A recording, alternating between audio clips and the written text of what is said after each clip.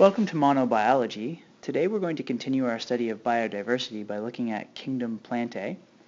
We're going to go through several characteristics of the plants, but also the different groups so we can separate them and classify them.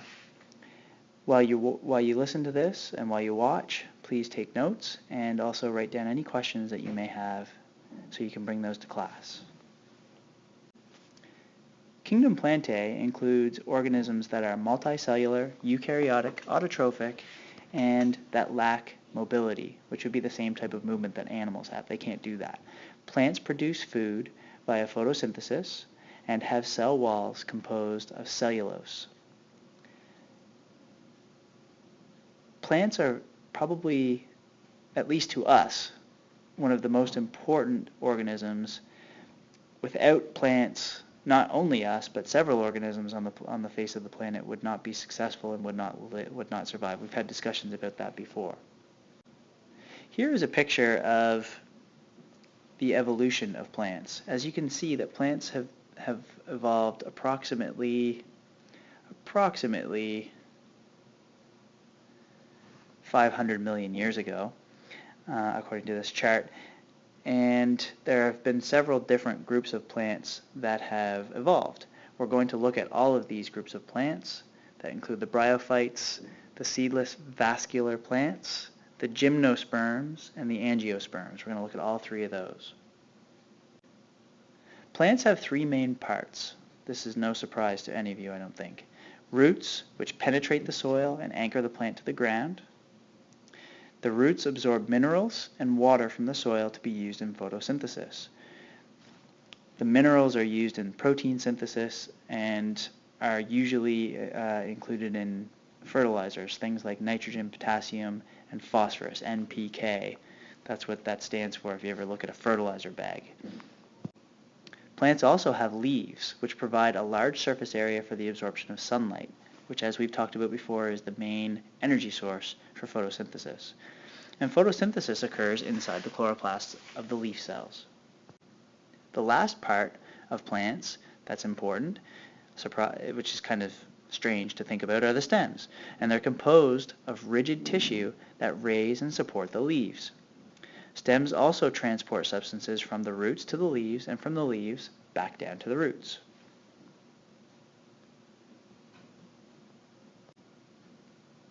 Plants are divided into four main groups based on two major characteristics. Unfortunately, our rule of three doesn't apply here like it did with bacteria. The presence or absence of vascular tissue is the first major characteristic, and the production of seeds is the second major characteristic. Vascular tissue transports substances such as water, minerals, and sugars throughout the plant.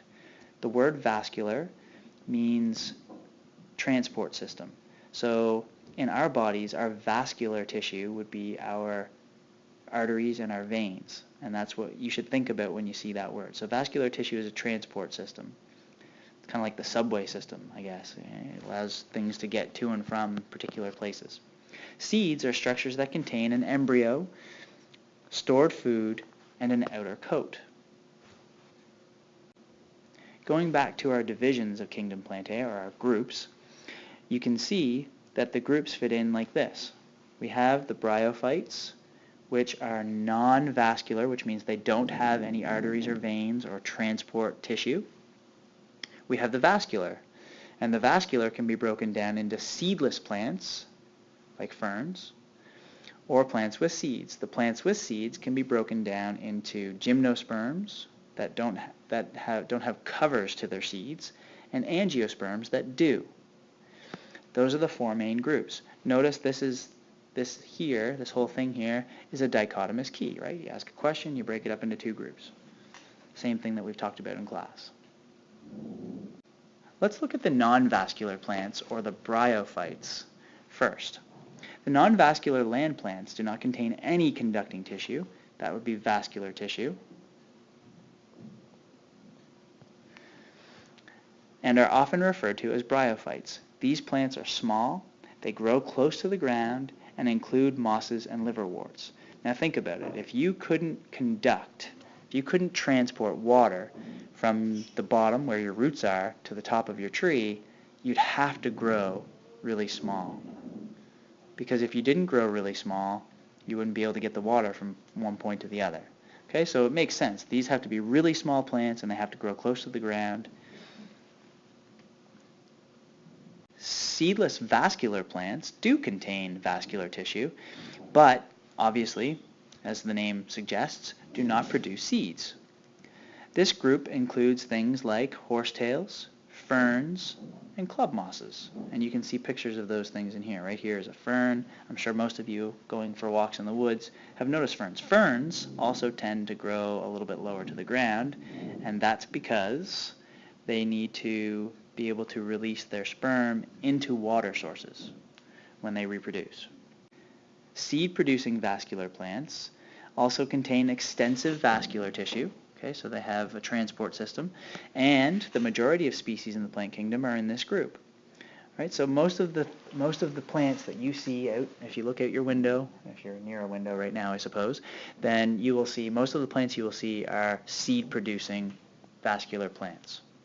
Okay, most of the ones that you find if you go for a walk in the woods and you look down on the ground that are growing really close to the ground, those are the other type. But the majority of the ones we'll see are this type, which are seed-producing plants. Seeded vascular plants are divided into angiosperms and gymnosperms. Gymnosperms are non-flowering plants with seeds that do not have a coat. No coat. Goodness, bad spelling. C-O-A-T. Okay, so they do produce seeds, but the seeds don't have a protective coat. The cone-bearing trees that you see, the evergreens, are gymnosperms. Okay, so Christmas trees, pine trees, hemlock, spruce, those are all gymnosperms. They don't have coats to protect their seeds, so they use cones, they use other adaptations to protect their seeds. Angiosperms are all of the other trees that you can see out in the woods. They're the flowering plants. That would include all the grasses, all the trees that have leaves that lose leaves in the fall. Hay even is a flowering plant, believe it or not. Okay, so all of the different types of plants that aren't evergreens are angiosperms, other than, of course, the bryophytes and the seedless vascular plants like ferns. Those are angiosperms, and they are the most successful plants on the planet. Now, plants carry out sexual reproduction. A lot of people think they're asexual, but they're not, which means they have male and female parts, male and female gametes, which are sex cells, sperm and egg. Mosses and ferns rely on rain and dew to transport their male gametes, which is why they have to live closer to the ground. Seed-producing plants rely on wind and insects to carry the male gametes to the female parts of plants. Okay, so bees, hummingbirds, other insects that land on flowers and pollinate. Wind, dandelions, when they get all the white things all over them and you blow on them, that is how they reproduce. That's how they get their seeds. After fertilization, the zygote develops in the seed, where it can remain dormant for long periods of time and survive drought, freezing, and even fire. Okay, so once you have a seed, like an apple seed, that can survive for a long period of time, and then when it gets in the right conditions, it can start to grow. And that is another trait that makes these guys successful. Plants contain structures other than those three main parts mentioned earlier, and these structures have very specific function. The five other ones I want you to make note of are the rhizoids, the xylem and phloem, which are similar, the cuticle, and the stomata, and we're going to talk about those right now. Rhizoids, as you can see in the picture, are small hair-like structures that transport materials and also help anchor the plant. The xylem are hollow tubes made of dead cells that transport water from roots to leaves. That's all they do. Water and minerals from roots to leaves. Phloem, on the other hand, are hollow tubes made of living cells that transport glucose, made during photosynthesis, from the leaves of the plant to the rest of the plant. So the phloem can transport water, nutrients, and other materials as well back and forth, whereas the xylem only goes in one direction. The cuticle is a waxy covering on the stems and leaves of plants. We've talked about it before, and its main purpose is to prevent water loss in plants. Finally, the stomata are microscopic openings or pores in the leaves. We've seen those before as well. The stoma, which is plural, are the pores through which the exchange of gases occurs in plants. Carbon dioxide goes in, oxygen and water come out. Some water is also lost through the stoma in the process known as transpiration. And that, in a nutshell, folks, is how we use the characteristics of plants to help break them into groups and classify them. Make sure you go back, get the notes that you may have missed, write down any questions, and we'll talk about it in class.